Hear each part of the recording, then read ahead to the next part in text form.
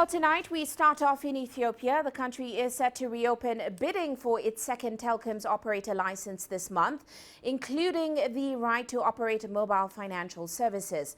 Now, this comes after the sale of the first full-service license in May.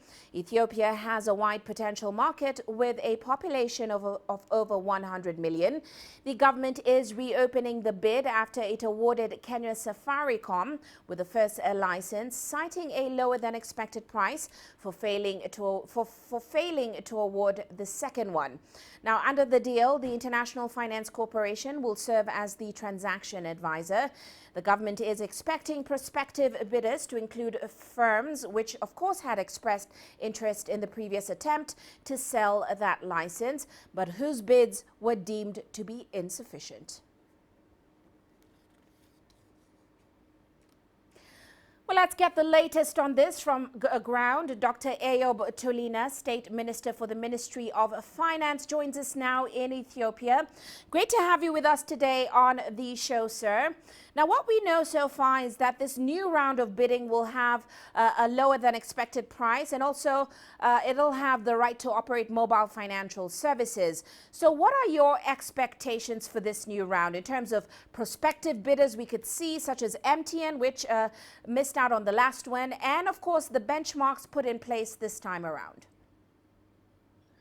Thank you so much. As you've rightly indicated, Ethiopia is a big market, more than 100 million people. And in fact, we describe this as the last frontier for the telecom sector. What happened last May is a culmination of what we've been doing over the last 2 years, trying to build a world-class telecom industry, opening up the sector for competition, and also reforming the incumbent Ethiopia Telecom.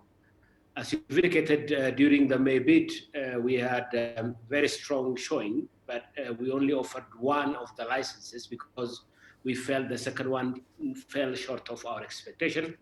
But this time around, we are reissuing the bid when the council decided in May to only offer one license. There was also a second decision, a decision to immediately commence on the second process, on the bidding process. This time around, we've also made some adjustment where there are some policy changes. For instance, mobile financial services would be included. In the previous bid, we have not included. To do that, we now need to make some legal adjustment. As it stands now, the Ethiopian law, the National Bank cannot allow a foreign operator to operate in mobile services, but now once that law changes, which is in the process of changing, we should be able to offer a new one. So what we expect is a very strong interest from bidders. ECA, the Ethiopian Communication Authority, is in the process of preparing the RFP, working with the IFC, as you have indicated, and we hope to publish this sometime this month, and we expect a strong showing. In fact, I don't know if I mishear you, but we expect actually a much better showing than the second license that we've cancelled in this bid, because we have included a number of incentives, including the mobile finances. Well, just to clarify, with the inclusion of that mobile money license in this bid, is Ethiopia now considering plans to review a mobile money license to the first consortium, which of course includes Safaricom, which runs one of the most successful payment services in Africa, M-Pesa? Are we going to see a change there?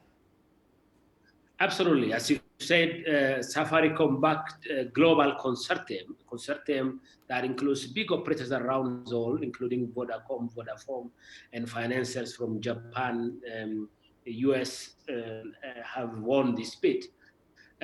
So what we'll do is, because of this new opening in the policy, the Safaricom-backed consortium would be able to be offered the opportunity to buy a license to operate mobile financial services. Right. Well, there's also a lot of interest in the state-owned telecom firm, Ethiotel. In June, we know you launched a tendering process for the proposed sell-off of about 40% of the company. Give us some insight into the kind of interest you've seen from that side so far and the prospective investors the country is looking at. When we've embarked on this reform, we've done this simultaneously while opening up the sector for competition through liberalization. We've also commenced on the process of privatizing Ethiopia Telecom, partial privatization, as you said, a 40% stake. So already during that licensing process, there were global operators that have indicated their interest more into the privatization than a greenfield. So we know there are few operators that are still waiting for this opportunity to open up. So what we are doing currently is we have published expression of interest, and we've seen that a number of global operators are interested in this process.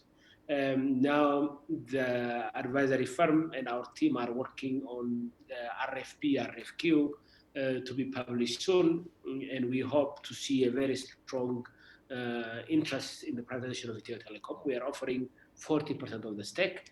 This is a very strong incumbent operator that has been in operation for 125 years. But following Prime Minister Abiy Ahmed's coming to power, this firm, Ethiopia Telecom, has seen momentous reform. It's a completely new company, launched new services, is gaining a big market share. So we know there will be strong interest in this company's stake, and we expect this to be concluded in the next few months as well. Well, on that note, let's talk about Ethiopia Telecom's mobile money services. We know it launched Telebear, which was the country's first mobile financial services in May. So far, the service has been reported to have attracted about 4 million users within weeks in the country. So give us a sense, what progress is the service making to date?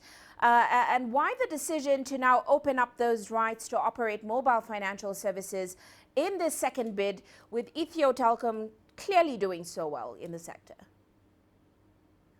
Yeah, absolutely. I mean, this is one of the strong showings of Ethiopia Telecom. It's not only on mobile banking, mobile services, but I think in terms of service expansion, they have launched 4G services in many cities over the last few months. Their financial showing is very, very strong. We have a very competent management, and we're really pleased with the pace of the reform of Ethiopia Telecom. Now, on mobile banking, it's actually astounding. I'm not sure, I don't have the stats with me, but I'm not sure there is a comp that you can point to that managed to attract millions in just a matter of days and weeks. Very phenomenal achievement. So this shows you that the Ethiopian market has huge opportunity. So we're very pleased with that performance. But to your second question, as I've indicated early on, we have serious legal limitations in opening up sector for foreign operators, because as it stands now, our law only allows banking services, including mobile banking, financial services, only to domestic operators. But the council last May has decided to also make some amendments in the law.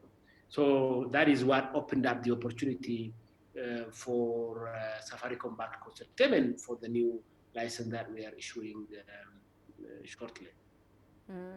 Well, a lot going on in the telecom sector. We'll certainly be watching that closely. But let's shift focus slightly and take a look at what's happening in the overall economy. Can you give us an update on the country's economic recovery since the pandemic hit, including those plans to restructure billions of debt as the government seeks to free up funds now to support its economic recovery? Well, I mean, an interesting question, because we've just concluded the Ethiopian fiscal year. As you know, our fiscal year goes July to June, and the numbers are astounding. I mean, given the difficult year we've had with the COVID and with some challenge in the northern part of Ethiopia, the resilience the Ethiopian economy has showed, and some of the key indicators are very, very encouraging. Let me give you a couple of points. For instance, if you look at our tax performance, we've managed to achieve 20% growth compared to last year.